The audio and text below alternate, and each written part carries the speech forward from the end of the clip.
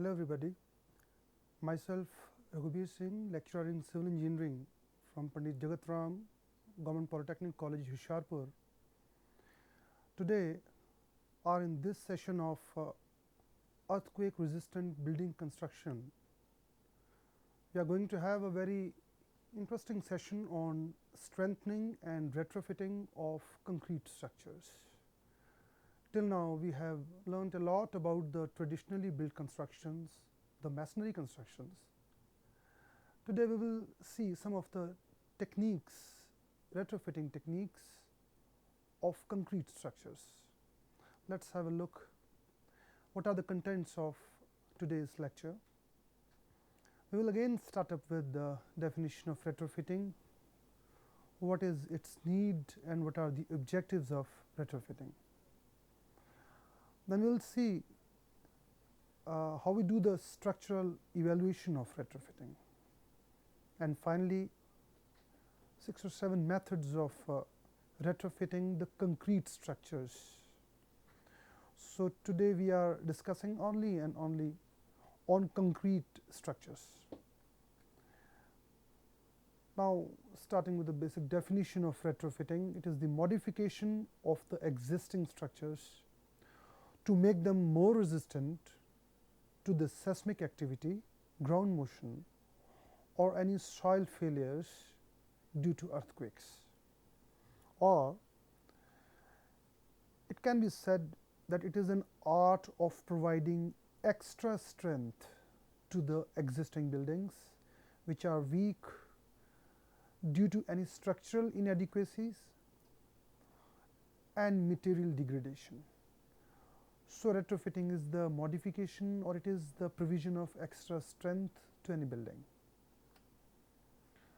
Now it is of great importance in earthquake engineering. Some of the advantages of retrofitting measures are: the very first one, very important, the cost of retrofitting is much less than the cost of rebuilding the existing weak structure. So it's better to retrofit a structure which has become weak rather than rebuilding it.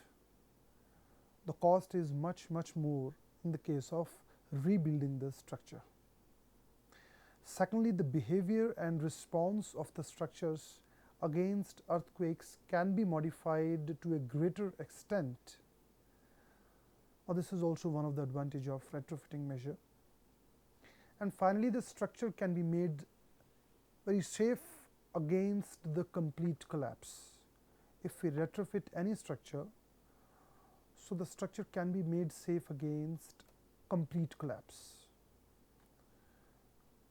Moving to the need of retrofitting, why it's needed, we have been discussing this since last lectures also. In masonry buildings, the need is the same whenever the structure lost its original strength due to degradation of material or due to aging, we need retrofitting.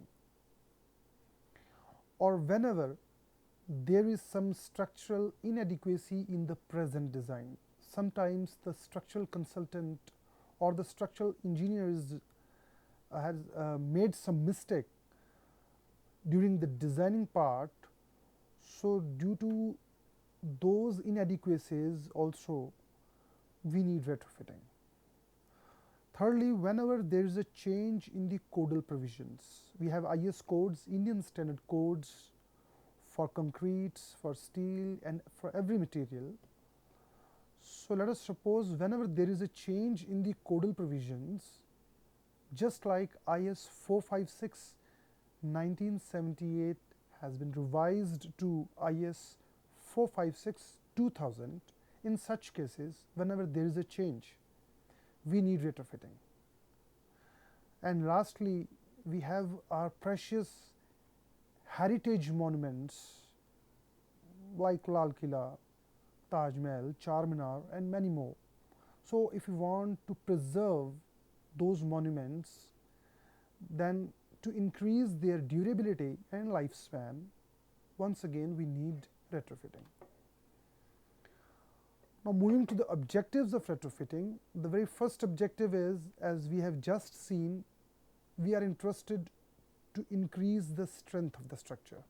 This is the main and first objective of retrofitting, to increase the strength of the structure. Secondly, to reduce and remove the irregularities, if there are any, in the plan or in the elevation of a particular building. Thirdly, to ensure that all the elements of the structure behave as a single unit. Now, this is the most important point in seismology, that we want our structure to behave or to act like a single unit whenever it faces any earthquake. Fourthly, to impart ductility to the structure.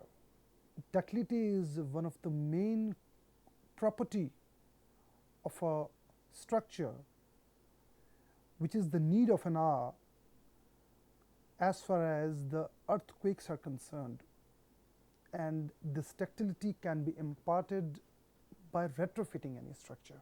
So, this is also one of the objectives, to impart ductility to the structure. Finally, we have again a very important property of the structure called the stiffness. And if we want to increase the stiffness of a structure in the lateral direction, once again we need to retrofit it. This is also one of the objectives of retrofitting. So, these are some of the objectives of retrofitting. Now, moving to the structural evaluation for retrofitting. Now, what does it mean? Before applying any of the techniques of retrofitting, it is very important and necessary to determine the factors causing damage and the extent of damage. What is its extent? Now, there are some of the steps to be followed to decide the amount and nature of the retrofitting techniques.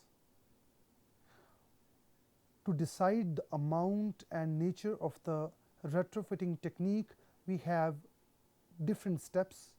The very first step is, we require the detailed examination of that particular seismically weak building and its components. Suppose we are interested in retrofitting a very weak and old building. So, the very first step is, we will do the detailed examination of all the components, the beams, columns, foundation part, the detailed examination of all the components. First step. Moving to the second one, we do the analysis of the condition of the building, keeping all the deficiencies observed in mind. We keep in mind what are the different deficiencies in that particular building. We do the analysis. Thirdly, we look for the various retrofitting techniques to be used for that particular situation. We have lot of options, we may have lot of options. So, we will look for the various retrofitting techniques to be used for a particular situation. Then the cost factor, we do the analysis, or we analyze the cost involved in those various techniques. And finally, we select the most suitable technique to be used in that particular situation. We will see whether that technique is viable, the cost effectiveness of that technique we keep in mind, and finally the sixth one, we execute it. We do the execution. The execution of that technique practically on the ground in the best possible way, and after executing that single technique, finally we will evaluate that after applying the retrofitting, whether the structural behavior of that building has changed or not. Now, here comes the final and main point. After applying or moving from 1 to 6 steps, you have executed the technique, but whether that technique has changed the behavior of building or not, that we will have to decide. So, these are all the 7 steps of the structural evaluation for the retrofitting, which is very important. Moving to the main objective of our today's lecture is, we want to know what are the different techniques, retrofitting techniques of concrete structures. So amongst many techniques, we are going to discuss the 7 of them. The retrofitting of RCC structures can be done by one of the following methods. First one, by providing extra reinforcement. Secondly, by casing method. Thirdly, strengthening by FRP plates. This is one of the latest technique. Strengthening by steel plates. Then by epoxy injection technique, the 5th one. And very interesting one, the base isolation technique. We will concentrate more on this particular technique today. And finally, the external bracing.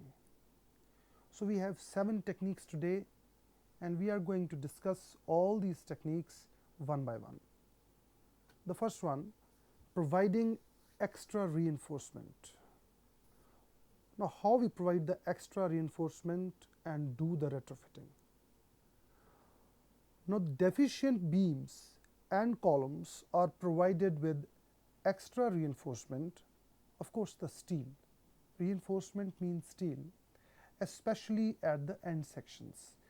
Deficient beams and columns, the beams and columns which are having less steel or which has lost their strength with the time, these beams and columns are provided with extra reinforcement externally and especially at the end sections, where we are having more effect of shear. How this is done? We firstly remove the concrete cover carefully. We all know that we have a cover around the steel. Now, we just remove that concrete cover carefully. As a result, the old reinforcement will be exposed. This is but natural. When we remove the cover, the concrete cover, the old reinforcement will be exposed. We can see it. Now, the extra steel which we are just going to provide, it is welded to the older one. The exposed steel, the old steel, is welded with the new extra steel for a distance of L/5 from each end of the beam. If we have a beam with 2 ends, then like an A and B, from both these ends A and B having the effective span L and keeping the distance L/5 from both the ends, we provide the extra steel. Finally, after welding the new steel with the older one, that has to be covered. Now, it is very much understood that steel can't be kept exposed to the climate. It may corrode, and moreover, it will not give the good aesthetic looks. So, to keep these 2 points in mind, to look aesthetically good and to make it safe from the climatic conditions, finally the total steel is covered up with the high strength grout. It is covered up with the high strength grout, and we do the retrofitting by this very technique. Let us have a look on this diagram. Now, in this particular diagram, this is the first diagram of a beam showing the extra reinforcement. Now, this mesh part or the dark part is the older beam. This is the beam, older beam, and we are providing the extra steel here, 3 steel bar here and 2 above here, and just anchoring it with the stirrups. So, this outer part is showing the new steel and this inner one is the older steel, and we are covering it up with the grout or by the micro concrete, and finally the beam will be covered and it looks like as original beam. But one thing is very important here. Initially the width of the beam is having the dimensions from here to here, but after providing the extra reinforcement, the dimensions of the beam has changed.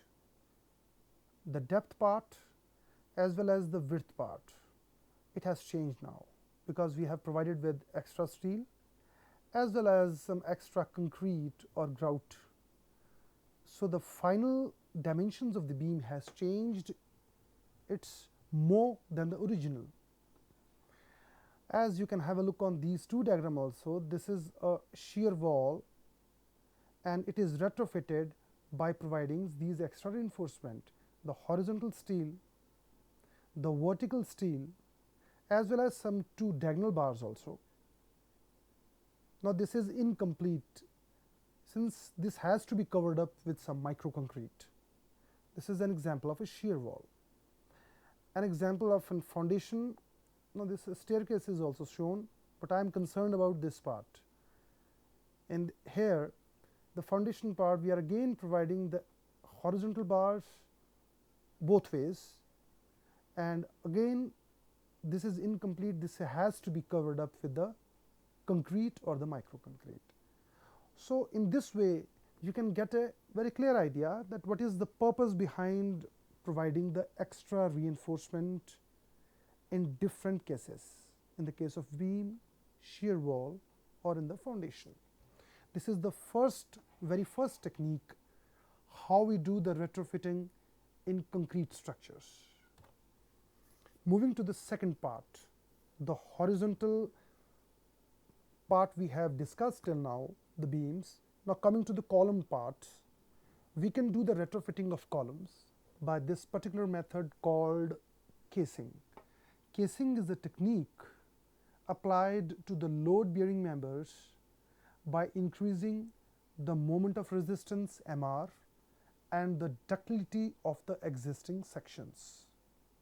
The purpose behind casing is we are interested to increase the moment of resistance and secondly the ductility of the existing sections. And this casing is also called jacketing. Exactly as we wear the jackets in the winter seasons, we do the jacketing, we cover it up with the jacket of concrete or steel. And how this is achieved? Now this is achieved by providing extra reinforcement around the existing structure, just like in the case of beam, which we have just studied. Now this is done, this casing we are discussing is in the case of column here. Say column. In the case of column, we provide the extra reinforcement around the existing structure and in the similar way cover it up by the extra quantity of concrete very carefully so as to prevent corrosion of steel. More idea we will get from this particular diagram. As you can see, these two columns are cased. The casing is done or the jacketing is done to both these columns. As you can see, this lower part and top part are showing the dimension of the original column, and after jacketing the dimensions of the column has changed. The dia has increased, it's a circular column. So let us suppose if the dia initially was 400 mm, now it has become 600 to 700 mm. So with the process of jacketing or casing, we can once again strengthen, modify and give extra strength to these columns. So this is one of very interesting method. We may change the looks of this column by giving any finish to it. As you can see here also, the looks has been changed here. The color has been changed. Now look at one more diagram here. Now this column has buckled now due to earthquake. It has lost its alignment, the verticality, but it is once again retrofitted and made vertical by providing extra steel. Now this is the finished part, so you can't see the steel here. This is the finished part showing the concrete only, the outer part of the column.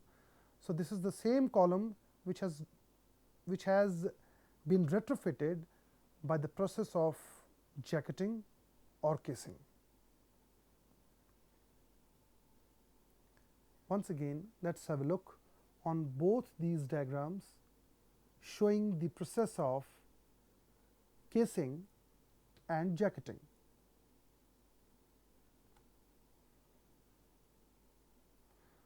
This is an interesting technique which we can apply whenever we come across like these cases, or whenever we want to modify the old buildings to the new buildings. Casing can be done, and it is very effective technique. Moving to the third technique, strengthening by FRP plates. Now what does this mean, FRP?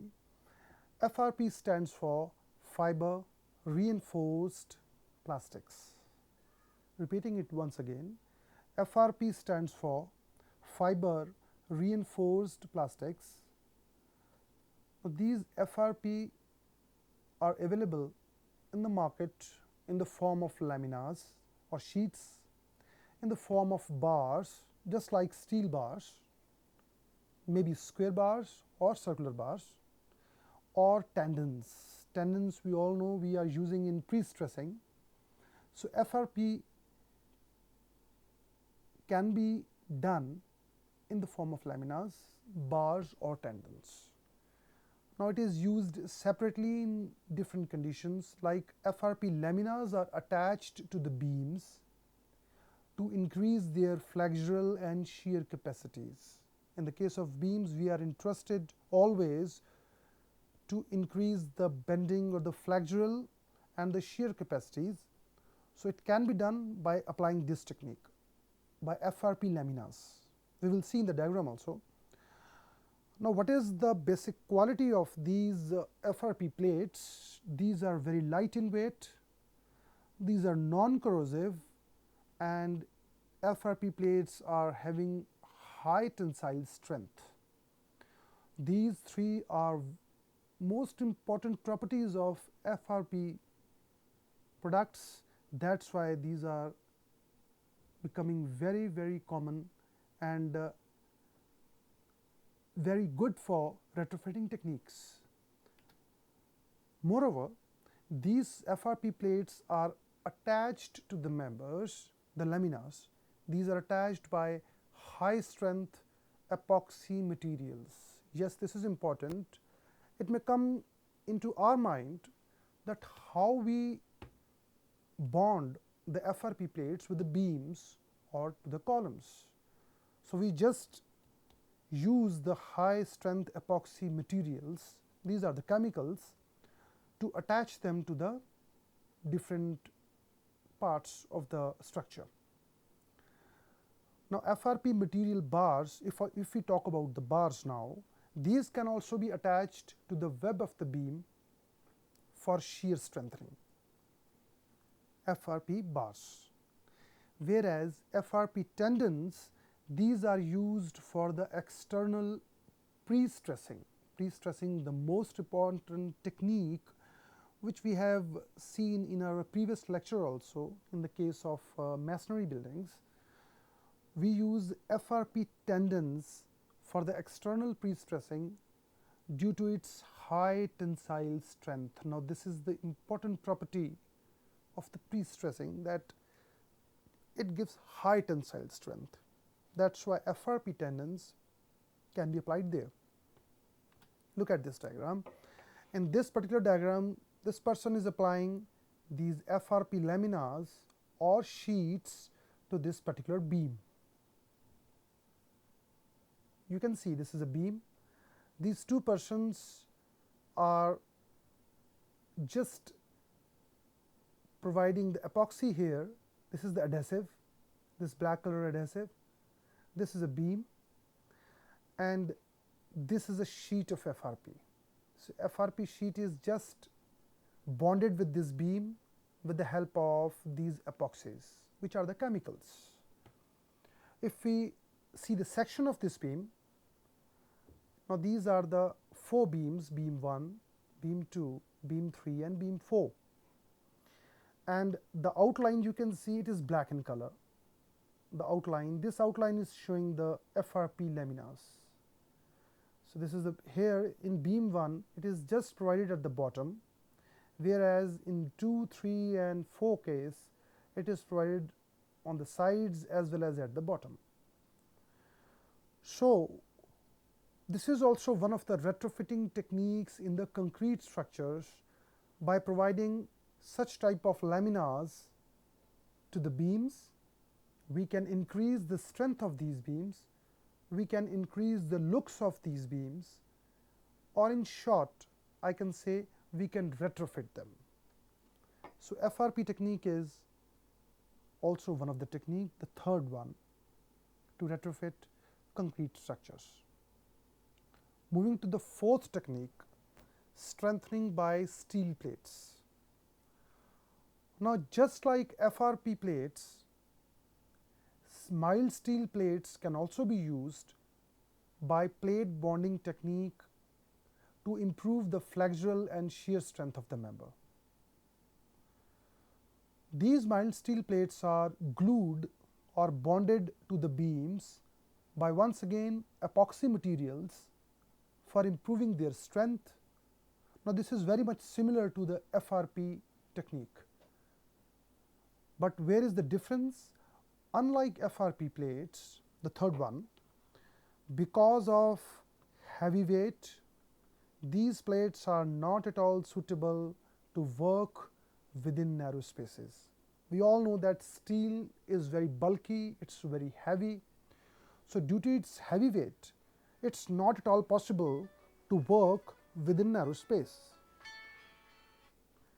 So in the case of steel plates, this is very important that we have to keep this particular thing in mind, that due to heavy weight, these are not very easily workable.